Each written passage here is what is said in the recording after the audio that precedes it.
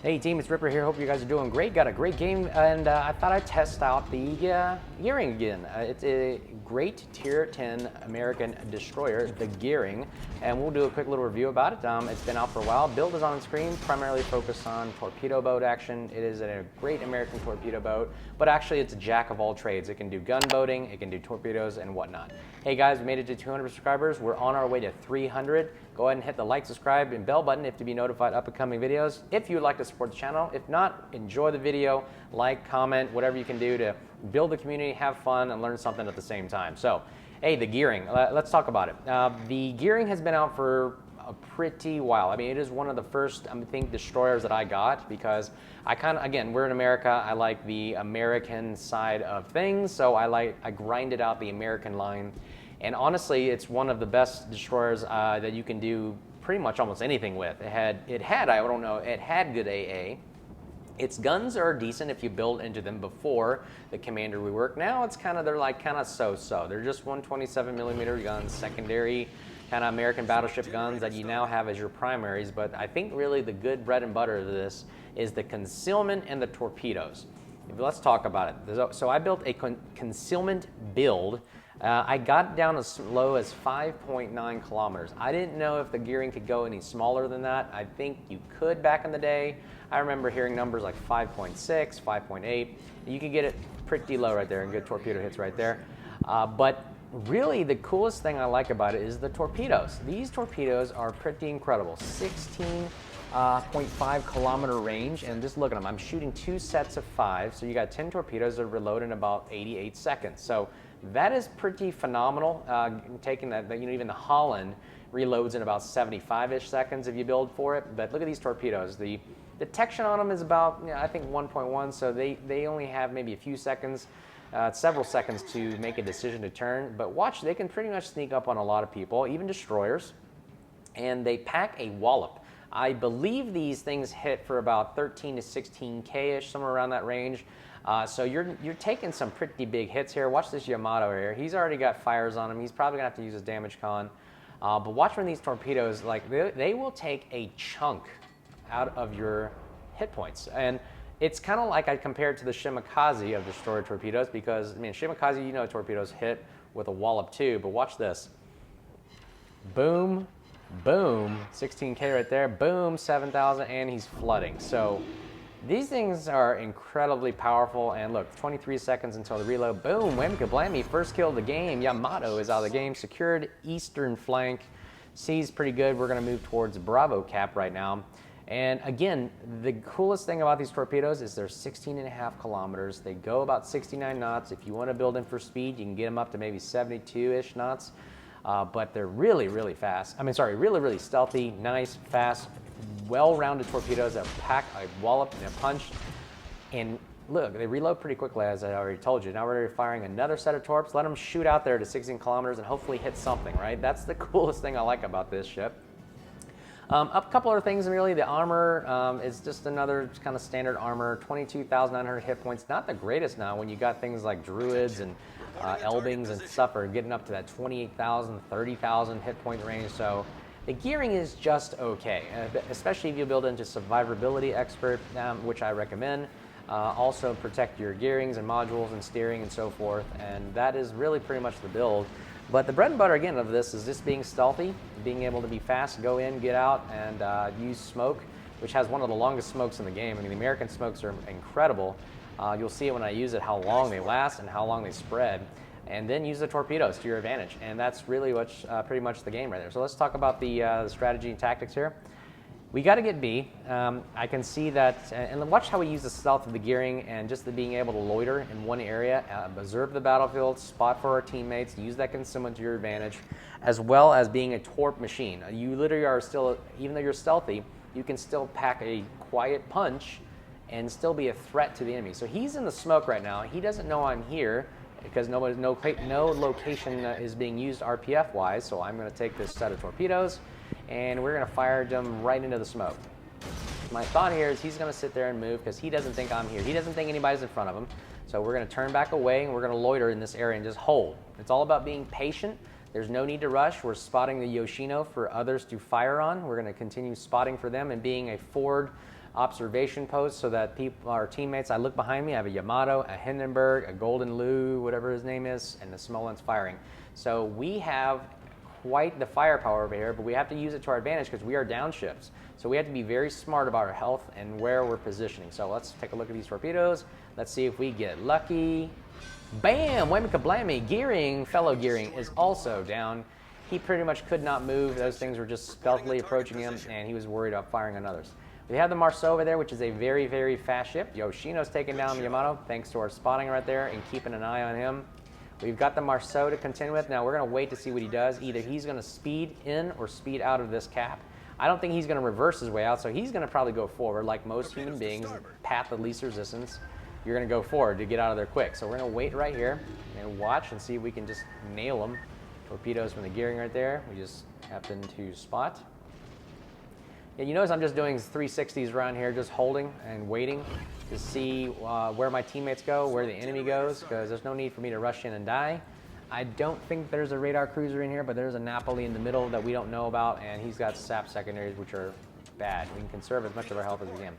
I think we're going to launch a couple here at the Thunderer. Yep, we'll launch a couple there to keep him at bay. He only has a few more HP left, but we need to figure out where this Marceau is going because he is probably the biggest threat to us right now.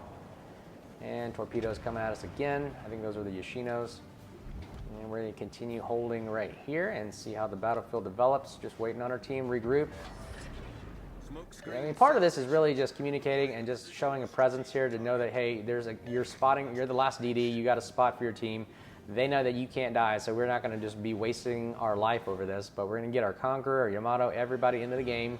We're going to wait till we all regroup. I think everybody's realizing what we got to do here. It's common sense. And there's the Marceau. We've got to get him out. If we get him out, we are the last DD and we have the advantage. So why not? Let's see here. Let's see. Yep, his HP's going down. Let's go ahead and take him out. Signaling my team to fire. Just waiting for a good moment to shoot. Yep, he's turning away. Yep, here's a good broadside for us, and we're going to fire. Ooh. The Gearing shells, like you can see, those arcs are pretty horrendous. Not the greatest, so you got to really lead this thing pretty well. But now I'm just going to nose into him, knife edge, and present a low profile so it makes him harder to hit me, and I'll conserve my HP as best I can. And we're going to just keep on firing in front while my other teammates are firing. Him showing broadside is good for us, and this should be it right here. Boom! Whammy kablammy, Marceau is out of the game. We have the advantage. We are the last remaining DD here, and we will spot for the rest of our team. Torps are reloaded back up right now. 3 kills for the game already. Let's see, we got 7 minutes left in the game. We are up ahead on points. We have the ship advantage by 1, and we have the Kremlin right here. So let's see if we can take him out and see, gauging where he's going. I bet he's probably going to turn away. He's probably not going to come in right now. So we're going to kind of lead our torpedoes in front, see if he just kind of jinks away and those torpedoes run into him. Coming back around right now, we have a GK Nazao to the north. Kremlin and Austin are being held at bay to the south, so we're not concerned with them. I think we're going to have to focus on getting the GK out of the game right now. 1 minute left on the reload. We have 6 minutes left in the game. If we can cap this, but there is something holding this cap. I have no idea where it's at. I think it's the Napoli right there, and I don't have eyes on him for some reason. I mean, he has to be in the cap in order for him to be capping, right? I mean, other than that, or he's behind the middle mountain, which makes sense because nobody's spotting for me on that side. We've got a nice juicy broadside on the GK right here, so we're going to basically turn back and to the left, hold right here, wait for our torpedoes to reload, and then we're going to fire a nice spread right into the GK. Hopefully we get one. Zhao is a little too far away to be really that effective other than shooting long range. Ooh, Hindenburg got slapped by the Kremlin right there. That wasn't very good. Now we are neck and neck tied right now. Close game, ladies and gentlemen. 5 minutes left in the game. We are waiting for our torpedoes to load up here to take out this GK. He is slowly reversing, but I think he's going to probably pull forward. So holding right here should be pretty adequate and sufficient for what we're trying to do right here. We're going to just fire a spread right into that gap right there, and hopefully they make it. Now, I don't know if you guys know, I think there's a correction about torpedoes right now. The curving torpedoes, if you know an anomaly, was fixed. However, you know, in coding, I used to be a computer science guy. If you change one line of code, it affects the rest. So that change affected the ability to, when you aim with your crosshair, that actually affects the aiming of your torpedoes. For instance, if you aim at the water line or the actual white line when you use torpedoes, if you aim like towards the the ocean or towards your ship, closer to you, rather than actually aiming at the ship, like shooting it with guns, the torpedoes actually go wonky. They go all over the place. So the solution to that right now, until the fix of the next update, is really to put the crosshair on the ship or on the horizon line as to where you want to actually shoot the torpedoes. And that pretty much solves the problem, as we've tested out so far from other video contributors. So boom, right there, we get 2 hits right there. Can we get another? And I think that should be it. We have a flooding on the GK, and I think he damage con, so that could be a perma flooding. And ladies and gentlemen, looks like we got another kill. GK gonna be out of the game right here. Yep, he's going down. He's still ticking, and he ain't stopping. Boom, whammy kablami, 4th kill of the game. GK is down. We have pushed our lead forward again. We are up by 1 ship, 4 minutes left in the game, capping Bravo cap, but something is still holding this cap, and I have no idea. I mean, I've counted all the ships on the screen here. I mean, I got the Austin, the Kremlin, the Zal. Where's the Napoli? Where is the Napoli at? I cannot figure out where this guy is at.